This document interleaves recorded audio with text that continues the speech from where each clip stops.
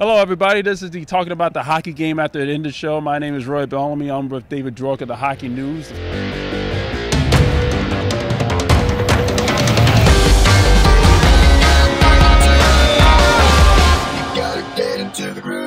Panthers, in the home opener, defeated the Toronto Maple Leafs 3-1. They are now 2-2-0 on this very young season. Now they're starting the season off 6 of 8 games against playoff teams from last year. Now, tonight, the Panther fans seem to have trolled the Maple Leafs saying that we won Florida, and the Maple Leafs got Florida tonight with this win. Yeah, well, I mean, the Panthers came out flying, so the fans reacting that way was obviously kind of appropriate. The Panthers jumped out to the 2-0 first period lead. They really jumped all over Toronto in the first period. A bit of a sloppy first period, but overall the puck was in Toronto's end a lot more than it was in Florida's. So it was a good start, and it was good to see them hold on for the win. And it seemed like Toronto was playing in mud tonight. It seems like they were not all here.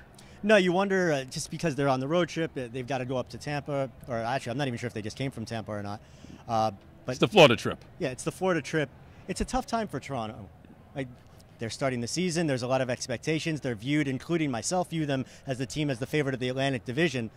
They loaded up in the offseason guys like Max Domi, Tyler Bertuzzi, Ryan Reeves, who we saw out there like a wrecking ball tonight. Oh, yeah.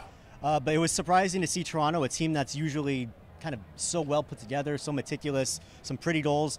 They did, as you said, it looked like they were skating in mud out there a little bit tonight. The Florida fourth line tonight with Ryan Lomberg, Kevin Stenlund, and Steven Lawrence. They played well tonight, especially Stenlund, who got the goal. He got the first goal on the night, and a huge block with the Panthers shorthanded. It was 6-on-4. They had pulled the goaltender on the penalty kill. A huge block in that penalty kill. Well, you know they were hungry for the win after what happened in New Jersey the other night, where they went down. They had the big lead, the 4-0 lead. It slowly but surely started to fall away, and then they ended up giving up a 6-on-4 power play goal at the end of that game to make it 4-3.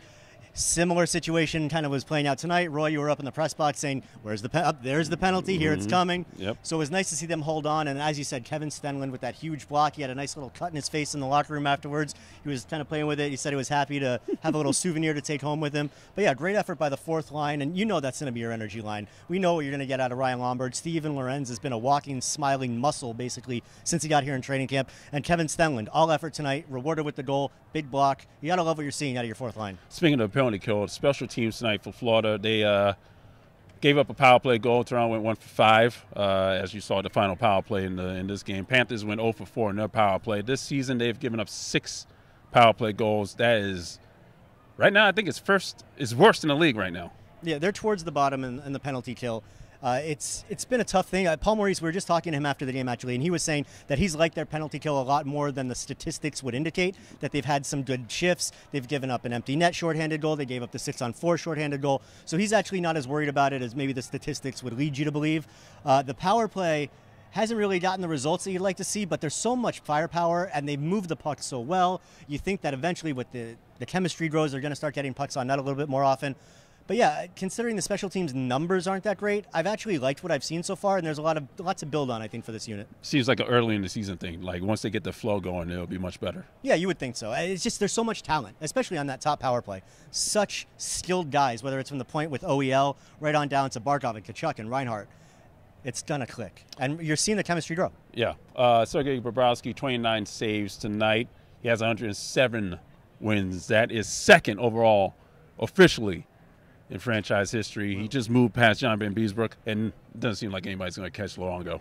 Probably not. I mean, that's why his number's hanging up there in the rafters, because he's one of the best. But it's great, right? Like Bob, 5th year with the Panthers, you kind of know what to expect from Sergei Bobrovsky at this point. But the last 2 games, he's been spectacular, and Paul Maurice said it in the locker room. He's been excellent. He's their backbone. He's the guy that they're going to be counting on. And as we saw in the playoffs, this team is going to go as far as Sergei Bobrovsky is going to take them. He was amazing in the playoffs. They went to the Stanley Cup final. If he shows sentiment of that, which he has the last 2 games, the Panthers are going to be in a really good position with their goaltending. Matthew Tkachuk said this felt like a playoff win. You agree with that? It did, because it was tight, it was low scoring, the building was humming, and again, this was their first home game in 4 or 5 months, and the last time they were here, this place was as loud as we've ever heard it in the whole time it's been existing, right? Yep. So, yeah, it did feel a bit of like a playoff game for the 4th game of the season. Well, the banner's up. We got the Eastern Conference Championship banner. There was not a celebration. All the players lined up along the blue line. It was just mentioned. It was hanging there. There was no lifting. It was right there in the rafters, and it was nice to see. Now, what did you think of the opening night, right? You expect certain things in the home opener, certain, expectations, certain celebrations. There were no pregame player announcements. There was no lineup. It was everybody just got out here, let's play some hockey, which I don't know if it was because they're very business-oriented. They've got a job to finish. They went to the Stanley Cup final last year. They did not complete the journey. So you wonder if that played into it. I don't know. Barely an acknowledgement of the banner, really. They just wanted to get to work, I think. They wanted to let the past be the past. Let's get on with the season. Yeah, they've got one big job left to do. Yeah. Panthers win 3-1 tonight. They beat the Toronto Maple Leafs. They will meet again sooner or later in this season. They play the Canucks, however, on Saturday. That's going to be the Hockey Night in Canada game right there on Sportsnet, so that should be fun to watch. David Dwork of the Hockey News over there. My name is Roy Bellamy. Thank you to Rose, who showed up tonight. This is really fun for her, I bet. We'll see you guys on Saturday.